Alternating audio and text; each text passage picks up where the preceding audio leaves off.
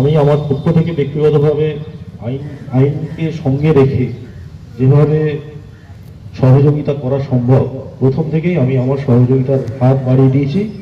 সেটা আশা করি যারা গেছেন প্রত্যেকেই কেউ কোনোদিন বলতে পারবেন না আমার কাছ থেকে বিমুখ হয়ে ফিরে এসছে। আইনকে বাঁচিয়ে রেখে আমার যতটা সহযোগিতা করা সম্ভব আমি সবসময় আমার সহযোগিতার হাত বাড়িয়ে দিয়েছি। ভবিষ্যতেও আপনাদের আশা করব এই সংগঠন আরও এগিয়ে চলবে এবং আরও সমাজ কল্যাণমূলক কাজের সঙ্গে আপনারা জড়াবেন। এবং আপনাদেরকে আমি আজকে এখানে দাঁড়িয়ে বলে যাচ্ছি যে আমি যতদিন আছি আমার ব্যক্তিগত বক্তব্য আমি বলছি যে বাদুড়িয়া থানা সবসময় আপনাদের পাশে থাকবে।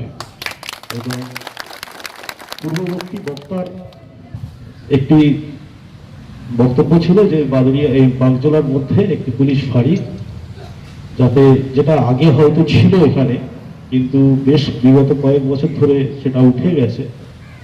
আমার কাছে প্রস্তাব গেছিল, আমি তখনও বলেছিলাম যে যেহেতু পুলিশ ফাঁড়ির বিষয়টা সবটাই আমার উপর নির্ভর করে না, আমি আমার ঊর্ধ্বতন কর্তৃপক্ষকে অবশ্যই জানাবো যাতে পুনরায় এই পুলিশ ক্যাম্প বা ফাঁড়িটি চালু করা যায়।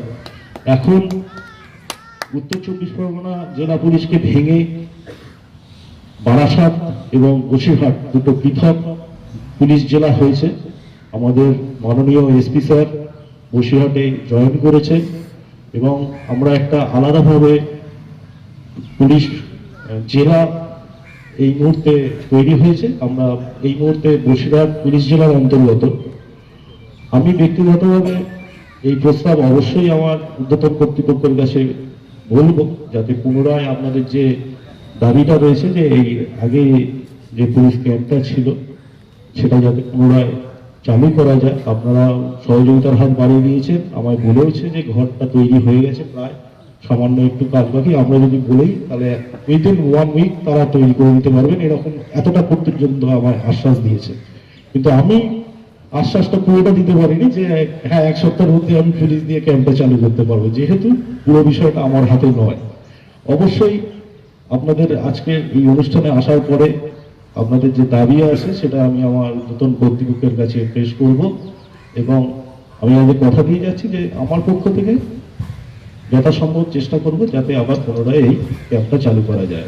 ততক্ষণ পর্যন্ত যতক্ষণ না আমি চালু করতে পারছি আমাদের সিভিক ভলেন্টিয়ার ভাইরা রয়েছে, প্রতিনিয়ত আপনাদের সাথে সহযোগিতা করছে এবং অবশ্যই আমার থানার আরটি গাড়ি যখন থাকে প্রতিদিন রাত্রে ভিজিট করা। এবং সত্যি কথা বলতে ব্যক্তিগতভাবে আমিও নিজে যখন বেরোই এই বাগজোলা বাজারের ভেতরটা নাইটে আমি নিজে ঘুরে যাই।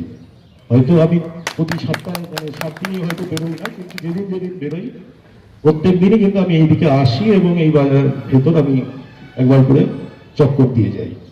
যাই হোক, আপনাদের এই সমিতির আরো শ্রীবৃদ্ধি ঘটুক, প্রত্যেক যারা ব্যবসায়ী আছেন তাদের ব্যবসায় শ্রীবৃদ্ধি ঘটুক, আপনারা সকলে ভালো থাকবেন, সুস্থ থাকবেন, আপনাদের এই সমিতির আরো কল্যাণ হোক এটাই আশা করব।